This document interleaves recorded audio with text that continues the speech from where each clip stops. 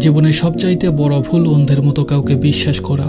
আমি আবু তালেব, বাসা কলকাতা জয়নগর। আমার পরিবারে আমরা 7 ভাই বোন, মধ্যবিত্ত পরিবার। আমি বাড়ির ছোট ছেলে। আমি একটা মেয়েকে খুব পছন্দ করতাম।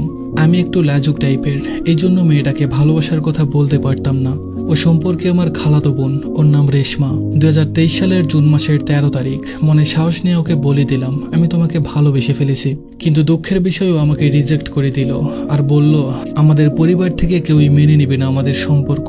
আমি বললাম তুমি আমার হাতটা শুধু ধরো, আমি সব মানিয়ে নিব, আমি সবাইকে রাজি করাবো। ও বলল না, আমি তোমার সাথে সম্পর্কে যেতে পারবো না। এভাবেই প্রায় 2 মাস কেটে গেল। 2 মাস পর আবারও আমি ওকে প্রপোজ করলাম, কিন্তু এবারও আমাকে বলল যে তুমি আমাকে কখনো ছেড়ে যাবে না তো।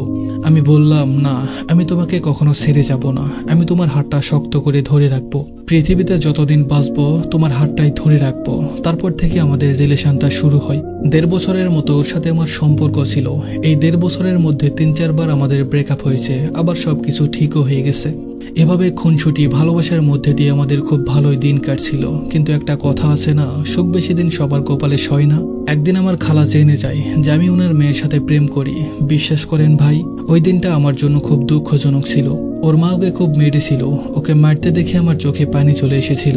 ওর মা ওর কাছ থেকে ফোনটা কেড়ে নেয়, আমাদের যোগাযোগটা বন্ধ হয়ে যায়। আমি ওর সাথে কথা না বলে থাকতে পারতাম না, সারাক্ষণ বসে থাকতাম। কেউ হয়তো কল দিবে, কিন্তু সবার কল আসতো, ওর কল আর আসতো না। প্রায় 2 মাস 20 দিন পার হওয়ার পর ওর আম্মু ওকে মোবাইল দিল। তারপর থেকে ও আবারও আমার সাথে কথা বলতে লাগলো। কিছুদিন ভালোই চললো, কিন্তু আবারও ওর আম্মু জেনে গেল ও আমার সাথে কথা বলে। আবারও আমাদের যোগাযোগ বন্ধ হয়ে গেল। ওর বড় ভাই আমাদের বাসায় এসে বলে গেল, দেখো ঘরে ঘরে আমরা সম্পর্ক করতে চাই না, তুমি ওকে ভুলে যাও আর ওর সাথে কোনো রকম যোগাযোগ করার চেষ্টা করবে না।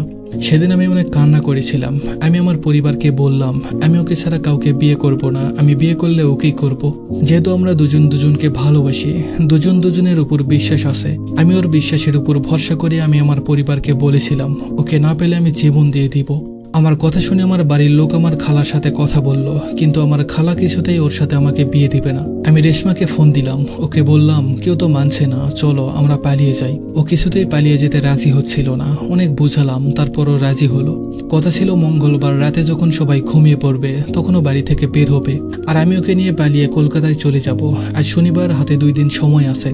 আমি কলকাতায় থাকা একটা বন্ধুকে ফোন দিয়ে সব বললাম। ও বলল চিন্তা করিস না, আমি এদিকে সব ঠিক করছি, তুই চলে আয়।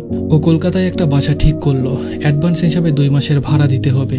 আমি অনেক কষ্ট করে টাকাটা ম্যানেজ করে ওকে পাঠিয়ে দিলাম। বাসা ঠিক করা শেষ। আমরা ঠিক করেছিলাম কলকাতায় গিয়ে আমরা বিয়ে করব, আর যেদিন বাসা থেকে মেনে নিবে সেদিন বাসায় চলে আসব।